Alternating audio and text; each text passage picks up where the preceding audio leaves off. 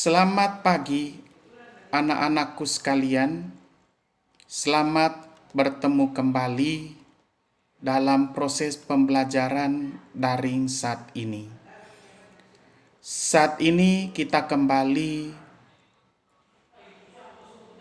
pada materi kita tentang ciri-ciri makhluk hidup, lanjutan dari materi minggu lalu. Sekarang kita lanjut pada ciri-ciri makhluk hidup yang keempat, yaitu pertumbuhan. Tentunya kalian tahu pertumbuhan manusia mulai dari bayi hingga menjadi orang dewasa. Hal tersebut hampir sama dengan pertumbuhan kecamba menjadi tumbuhan dewasa. Kita lihat pada buku halaman 39, gambar pertumbuhan manusia mulai dari bayi sampai dewasa.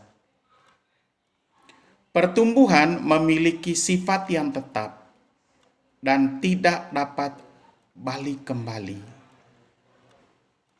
yang disebut dengan irreversible.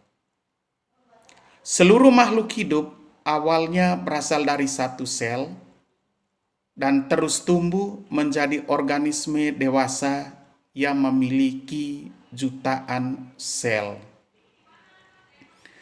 Seluruh makhluk hidup tumbuh, sedangkan benda mati tidak.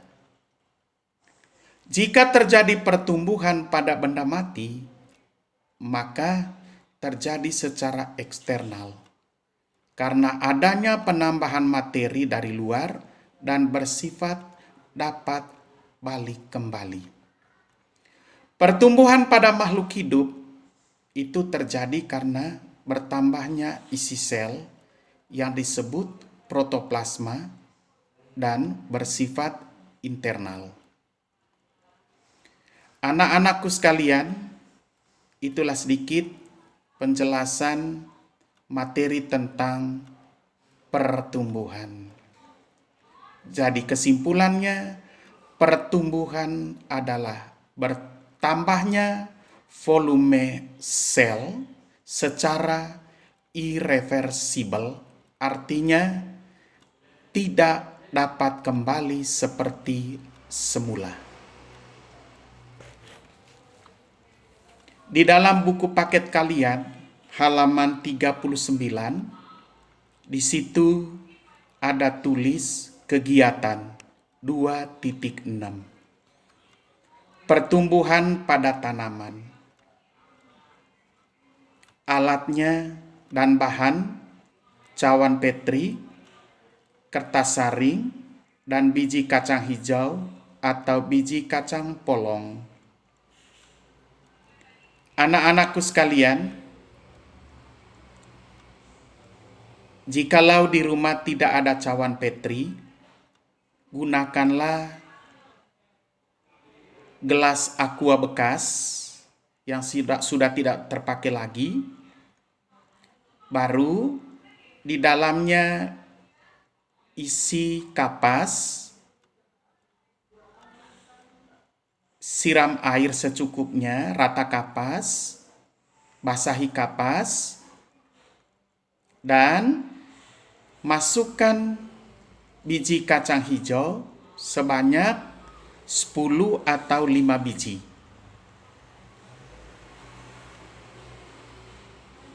Di situ ada suruhannya, langkah kegiatan, mengamati. Ambillah biji kacang hijau atau biji kacang polong dan letakkan pada cawan petri yang telah diberi alas kertas saring basah. Kertas saring kalau tidak ada, kalau ada boleh, tapi kalau tidak ada kertas saring, kita menggunakan kapas. Simpanlah di tempat yang terkena cahaya matahari. Lihat dan perhatikanlah yang terjadi selama beberapa hari. Lakukanlah pengamatan dengan teliti dan tekun. Ulangi perlakuan di atas, tetapi dengan menyimpannya di tempat yang tidak terkena cahaya. Anak-anak, supaya sekalian kita lakukan, kita menggunakan 2 gelas aqua, semua sama, gelas aqua bekas, di dalamnya isi kapas, dua-duanya, baru kita basahi kapas dengan air, baru ambil biji kacang hijau, letakkan di atas kapas sebanyak 5 atau 10 biji setiap gelas. Baru 1 gelas diletakkan di bawah sinar matahari, dan 1 gelasnya itu atau gelas yang kedua simpan di tempat yang tidak terkena matahari. Baru lakukan pengamatan setiap hari. Nah, nanti kita lihat setelah beberapa hari, kita lihat pertumbuhan kacang hijau atau kecamba yang paling cepat itu di gelasnya mana? Apakah di gelas yang disimpan di bawah sinar matahari atau gelas yang disimpan yang tidak terkena sinar matahari? Anak-anakku sekalian, di situ ada kata menanya. Buatlah pertanyaan dan jawaban berdasarkan hasil pengamatanmu. Jadi, bikin pertanyaan menurut hasil pengamatanmu. Di bawahnya lagi ada mengumpulkan data. Catatlah proses perkecambahan biji yang terjadi dan pertambahan ukurannya. Catatlah hasil pengamatanmu dengan jujur. Maksudnya setiap hari itu kita catat berapa tingginya, berapa jumlah daunnya setiap hari. Paham anak-anak? Kalau paham silakan lakukan, tapi kalau kurang paham boleh tanya kembali, tulis apa yang kalian tidak paham, baru saya jelaskan ulang. Anak-anakku sekalian, itulah penjelasan materi tentang ciri makhluk hidup yang keempat, pertumbuhan. Sekarang kita lakukan kegiatan 2.6. Kalau sudah ada hasilnya, kalian foto, baru kirim ke WA grup biologi. Kita lanjut dengan materi berikutnya. Ciri-ciri makhluk hidup yang kelima, mengeluarkan zat sisa atau sering disebut ekskresi.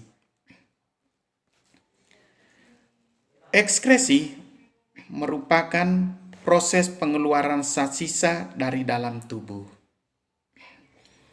Jika zat sisa tersebut tidak dikeluarkan, maka akan membahayakan tubuh. Pada hewan, zat sisa biasanya dikeluarkan dalam bentuk tinja ataupun manusia. Urin, keringat, dan karbon dioksida. Sedangkan pada tumbuhan, zat sisa berupa karbon dioksida dan uap air dikeluarkan melalui stomata. Jadi anak-anak, kesimpulannya, ekskresi adalah proses pengeluaran zat sisa metabolisme dari dalam tubuh yang sudah tidak dapat dipergunakan lagi. Kapan tidak dikeluarkan, maka akan menjadi racun. Contoh yang sederhana, jikalau Anda tahan buang air kecil atau kencing, itu pasti terasa sakit.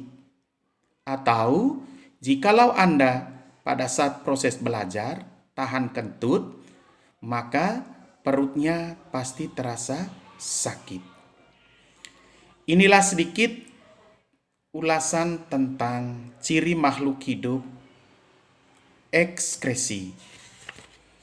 Kita lanjut dengan ciri makhluk hidup yang berikutnya, berkembang biak atau sering disebut reproduksi. Setiap makhluk hidup memiliki kemampuan untuk berkembang biak. Contohnya, seekor kucing akan melahirkan anak kucing yang akan tumbuh menjadi kucing dewasa. Seekor ayam betina bertelur, telur tersebut dierami dan menetas menjadi anak ayam yang kemudian tumbuh menjadi ayam betina atau ayam jantan. Pohon mangga menghasilkan buah yang di dalamnya terdapat biji. Biji akan berkecambah dan jika dipelihara dengan baik, maka akan tumbuh menjadi pohon mangga dewasa. Hal itu berarti makhluk hidup dapat memperbanyak jenisnya. Coba kalian bandingkan dengan sebuah kursi. Tentu kamu tidak pernah melihat sebuah kursi memperbanyak diri mereka sendiri. Anak-anakku sekalian, kesimpulannya, berkembang biak atau reproduksi adalah salah satu ciri makhluk hidup untuk memperbanyak diri. Dengan tujuannya untuk mempertahankan kelestarian jenisnya.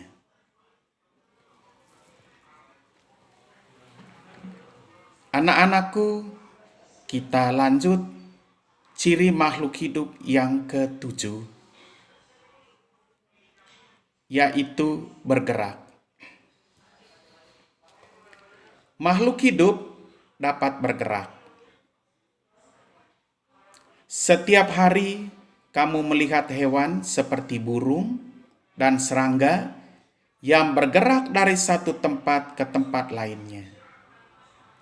Gerak pada hewan yang dapat berpindah tempat disebut lokomosi. Sedangkan pada tumbuhan tidak dapat bergerak, berpindah tempat. Sebagian besar tumbuhan menancap kuat di dalam tanah. Tumbuhan memang dapat bergerak, tetapi tidak dapat berpindah tempat. Contohnya, batang tumbuhan bergerak mengikuti arah cahaya. Dan akar tumbuhan tumbuh ke dalam tanah untuk mencari air dan selalu menuju searah dengan gravitasi bumi. Pada bunga matahari, bunganya bergerak mengikuti arah cahaya matahari. Pada organisme mikroskopis seperti ganggang, Chlamydomonas, seluruh bagian tubuhnya bergerak di dalam air mengikuti arus. Beberapa hewan laut seperti karang, hidra, dan anemon laut tidak dapat pindah dari satu tempat ke tempat lain. Untuk mendapatkan makanan, hidra dan anemon laut memiliki struktur tubuh yang panjang di sekitar mulutnya, disebut tentakel. Di buku kalian halaman 41 ada gambar di situ hidra dan anemon laut. Jadi anak-anakku sekalian, ciri-ciri makhluk hidup ketujuh yaitu bergerak.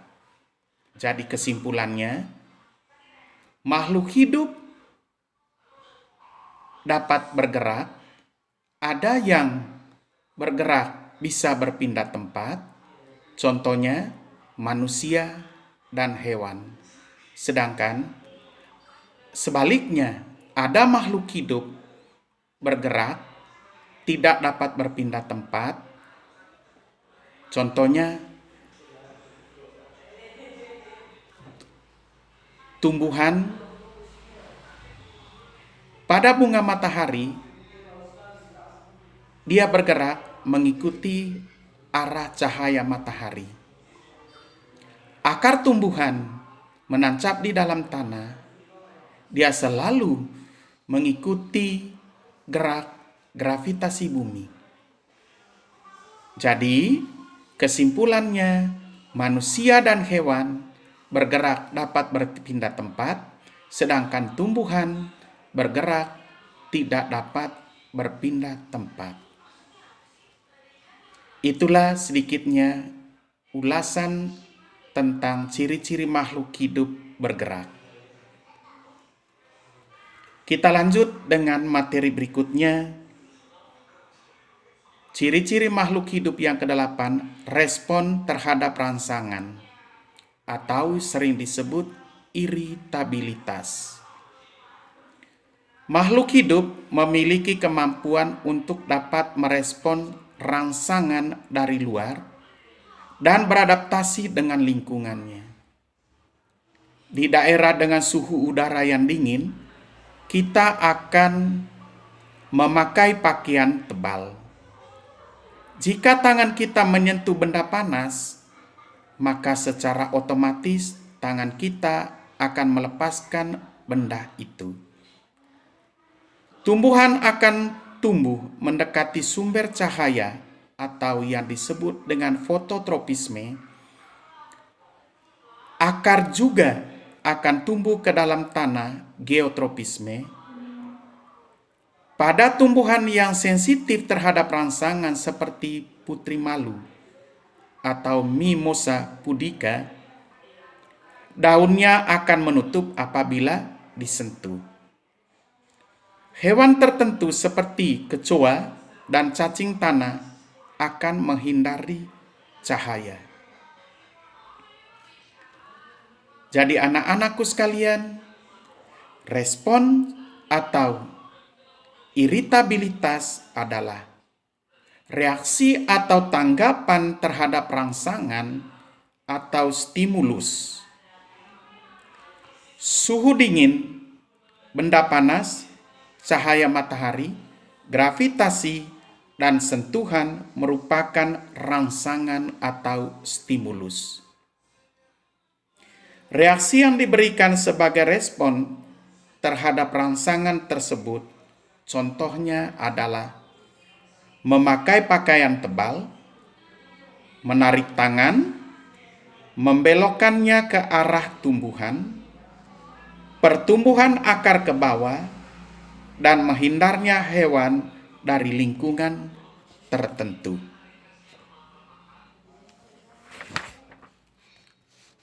Anak-anakku sekalian, itulah sedikit ulasan tentang ciri makhluk hidup yang ke-8 tentang iritabilitas.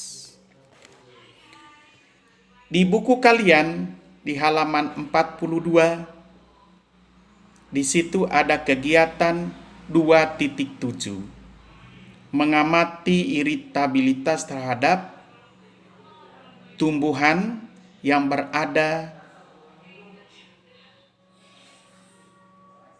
daerah yang kena cahaya matahari. Alat dan bahan: 3 pot kecil, 2 buah kardus, beberapa biji jagung, serta campuran tanah dan kompos. Anak-anakku sekalian, kegiatan ini barangkali terlalu rumit bagi kalian, maka cukup kita baca saja, dan bukan kita katakan abaikan, kita tetap pelajari, tetapi karena tidak memungkinkan untuk melakukan, maka kita langkai tentang kegiatan ini. Sekarang anak-anakku, kita lihat materi berikutnya. Yang ke-9, memiliki siklus hidup. Makhluk hidup memiliki siklus hidup tertentu. Makhluk hidup berasal dari satu sel. Kemudian tumbuh menjadi organisme yang memiliki berjuta-juta sel. Siklus hidup hewan dimulai dari kelahiran, tumbuh, bereproduksi, kemudian mati. Pada tumbuhan, siklus hidupnya mulai dari biji atau spora. Siklus hidup suatu organisme dapat memakan waktu hanya beberapa jam, beberapa hari, tetapi ada juga yang hingga beratus-ratus tahun. Periode suatu makhluk hidup dapat melengkapi siklus hidupnya disebut sebagai rentang kehidupan atau umur. Pada bakteri, waktu hidupnya sangat singkat dibanding dengan organisme lain. Anak-anakku sekalian, kita lihat tabel halaman 42, rentang kehidupan beberapa organisme. Kalau kita bandingkan rentang hidup antara organisme yang satu dengan organisme yang lain. Yang pertama di situ bakteri. Rentang hidupnya hanya 20 menit. Mati. Lalat 1-4 bulan rentang hidupnya baru mati. Kacang polong 4 bulan.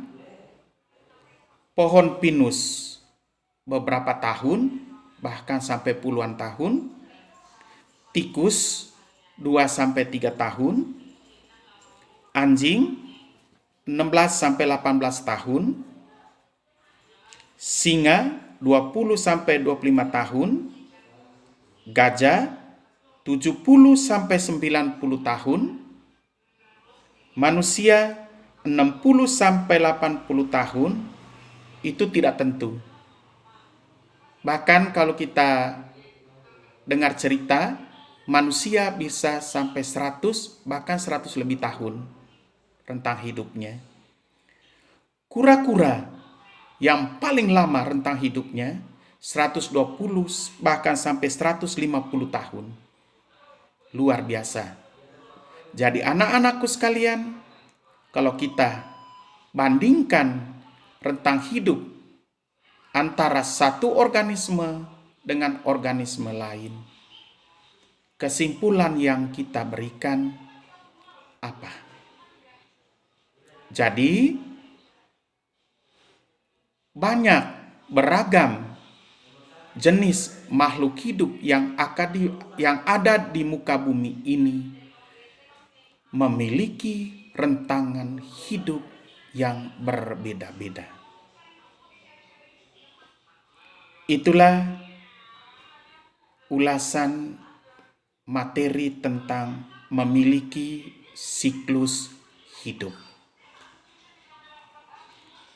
Kita buka buku halaman 42. Ada tabel 2.2 menyajikan perbedaan antara makhluk hidup dan benda mati.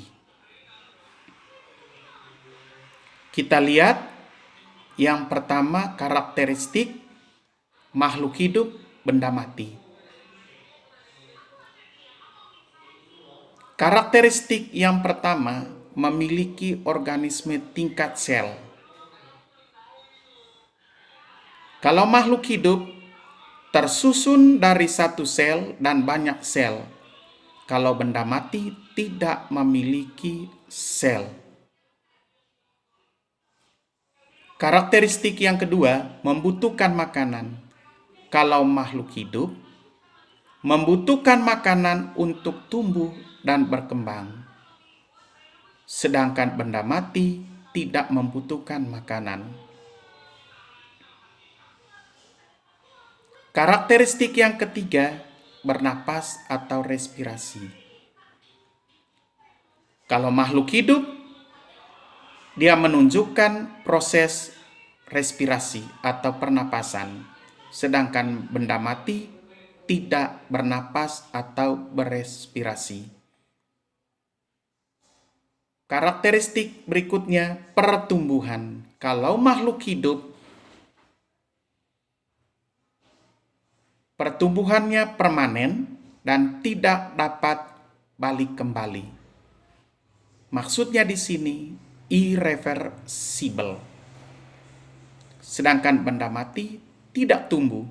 Jika terjadi, maka dapat balik kembali. Pertumbuhannya hanya eksternal. Karakteristik berikutnya mengeluarkan zat sisa yang disebut dengan ekskresi. Kalau makhluk hidup terjadi proses pengeluaran zat sisa, sedangkan benda mati tidak mengeluarkan zat sisa. Karakteristik berikutnya berkembang biak atau reproduksi. Kalau tumbuhan mampu berkembang biak atau bereproduksi. Tadi sudah dijelaskan, berkembang biak atau reproduksi adalah proses memperbanyak diri dengan tujuannya untuk mempertahankan kelestarian jenisnya. Sedangkan benda mati tidak berreproduksi. Karakteristik berikutnya, respon terhadap rangsangan atau iritabilitas. Kalau pada makhluk hidup menunjukkan respon atau iritabilitas. Contohnya tadi, pada putri malu jika disentuh maka daunnya akan mengatup. Benda mati tidak menunjukkan respon terhadap rangsangan. Siklus hidup, karakteristik berikutnya adalah siklus hidup. Kalau pada makhluk hidup dimulai dari lahir, tumbuh, bereproduksi, dan mati. Sedangkan benda mati tidak menunjukkan adanya siklus hidup. Anak-anakku sekalian, barangkali kalian ada pertanyaan. Kalau ada pertanyaan, silakan ditulis, baru dikirim ke WA Group. Mudah-mudahan penjelasan materi tentang ciri-ciri makhluk hidup, lanjutan materi minggu lalu, kalian semua bisa mengerti. Apabila kurang paham dengan penjelasan saya, silakan tulis pertanyaan dan kirim ke WA Group Biologi. Terima kasih anak-anakku. Sebelum kita tutup, sedikit pertanyaan dari saya. Mengapa makhluk hidup memiliki karakteristik respon terhadap rangsangan atau iritabilitas, sedangkan benda mati tidak?